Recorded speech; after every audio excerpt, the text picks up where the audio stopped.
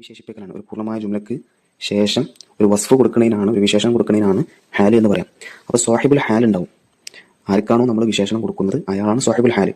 ആ സ്വാഹിബുൽ ഹാല് നെക്കിറയായിട്ട് വരിക. ഓക്കെ, അത് തന്നെ മുഹസ്സസത്തൻ ബി ഇലാഫത്തിൻ, ഇലാഫത്ത് കൊണ്ട് പ്രത്യേകമാക്കപ്പെട്ട നിക്രയായി വരിക.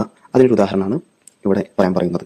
ഓക്കെ, അതിന്റെ ഉത്തരം ഫി അർബഅത്തി അയ്യാമിൻ സവാഅൻ ലിസ്സായിലീൻ. ഓക്കെ, അവിടെ സവാഅൻ എന്നുള്ളതാണ് ഹാല്. അത് അർബഅത്ത് എന്നുള്ള ആ അക്കത്തിന്റെ ഹാലാണ്. അർബഅത്ത് എന്നുള്ളതിന്റെ ഹാലാണ് സവാഅൻ.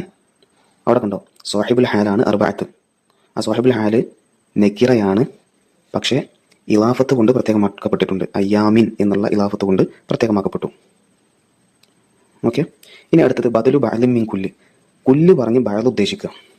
ഓക്കെ, കുല്ല് പറഞ്ഞ് ഫുള്ള് ആദ്യം പറയുന്നു, എന്നിട്ട് അതിന്റെ കുറച്ച് ഭാഗം മാത്രം ഉദ്ദേശിക്കുക. അതിനാണ് ബദലു ബഅലിൻ മിൻ കുല്ല് എന്ന് പറയാം. ഉദാഹരണം, അക്കല റഗീഫ സുലുസഹു.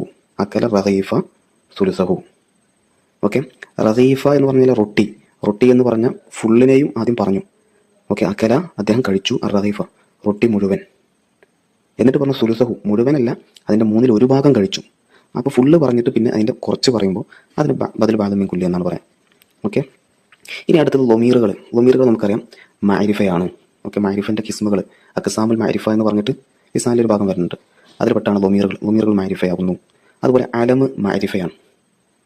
ഓക്കെ, അതുപോലെ അസ്മാ ഉൽ ഇഷാറ മാരിഫയാണ്, മാരിഫന്റെ കിസ്മിൽ പെട്ടതാണ്. അതുപോലെ മൗസൂലയും മാരിഫയാണ്. മൗസൂല എന്ന് പറഞ്ഞു കഴിഞ്ഞാൽ അല്ലതി എന്ന് പറഞ്ഞ് തുടങ്ങുന്ന സാധനത്തിനാണ് മൗസൂല എന്ന് പറയുക. അല്ലതി അല്ലദാനി എന്നുള്ള. അസ്മാ ഉൽ ഇഷാറ എന്ന് പറഞ്ഞാൽ ഹാദ ഹാദാനി ഹഉലാഇ ഹാദിഹി എന്ന് പറഞ്ഞ് തുടങ്ങുന്നതാണ്.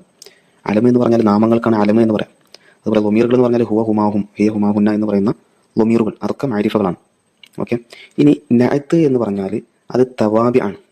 ഓക്കെ, തവാബികൾ ഹംസത്തുൻ എന്ന് പറഞ്ഞുകൊണ്ട് കിസാനിൽ പറയുന്നുണ്ട്. ഓക്കെ, അപ്പോൾ തവാബി നഅത്ത് എന്നുള്ളത് എന്താണ്? വിശേഷണം. തവാബി എന്ന് പറഞ്ഞാൽ എന്താ? മുമ്പുള്ളതിന് എന്താണോ ഇറാബ് അത് തന്നെയായിരിക്കും ഈ വിശേഷണത്തിനും ഇറാബ് കൊടുക്കുക. സിമ്പിളായിട്ട് ഉദാഹരണം പറഞ്ഞാൽ ജാ റജുലുൻ സോലിഹൻ. അവിടെ റജുലുൻ എന്നുള്ളത് മൻഔത്താണ്, സോലിഹൻ എന്നുള്ളത് നഅത്താണ്. അപ്പോൾ റജുലുൻ എന്നുള്ളതിന് ലൊമ്മ ആയതുകൊണ്ട് സോലിഹൻ എന്നുള്ളതിന് ലൊമ്മ കൊടുത്തു. അതാണ് നഅത്ത് മൻഔത്ത്. അതാണ് താബിഅ മത്ബൂഅ. മത്ബൂഅ ആണ് റജുല്, താബിഅ ആണ് സോലിഹ്. ഓക്കെ, റജുലിന് എന്താണോ ഇറാബ് അത് തന്നെയായിരിക്കും അതിന്റെ താബിഅ ആയിട്ട് വരുന്നത്. അപ്പോൾ നഅത്ത് തവാബിയിൽ പെട്ടതാണ്. അതുപോലെ തൗക്കീദ് തവാബിയിൽ പെട്ടതാണ്. തൗക്കീദ് മാനവിയ്, തൗക്കീദ് ലഫ്ദിയ് എന്നൊക്കെ പഠിച്ചിട്ടുണ്ടാവും. അതിൽ തൗക്കീദ് മാനവിയ് നഫ്സുഹു, അതുപോലെ കിലാഹുമ കിൽതാഹുമ എന്നൊക്കെ പറയുന്ന തൗക്കീദ് മാനവിയിന്റെ ഈ ഇറാബും തവാബിയിൽ പെട്ടതാണ്. മുമ്പുള്ളത് എന്താണോ അത് തന്നെയായിരിക്കും ഈ പദങ്ങൾക്കും. ഓക്കെ, അതുപോലെ ബദല് തവാബിയിൽ പെട്ടതാണ്. നമ്മളിപ്പോൾ ഇവിടെ മുകളിൽ കുറച്ച് ക്വസ്റ്റ്യൻസ് ചർച്ച ചെയ്തു. തവാബി